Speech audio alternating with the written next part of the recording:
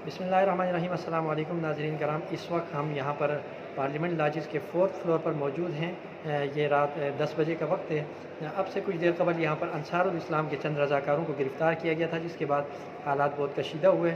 यहाँ पर अपोजिशन जमातों के तमाम सियासी कायदीन इस वक्त मौजूद हैं। कायद जमीयत हज़रत मौलाना फज़लुर रहमान साहब भी यहाँ पर मौजूद हैं, जिनका ये कहना है कि अब से कुछ देर बाद वो ख़ुद बाहर निकल कर गिरफ़्तारी देंगे। इस वक्त यहाँ पर कारकुनों का जो जोश व खरोश है वो हम आपको दिखाएंगे। यहाँ के लाइव मनाज़िर हम आपको दिखाने जा रहे हैं। आप हमारे साथ जुड़े रहें और इस वीडियो को ज़्यादा से ज़्यादा शेयर करें।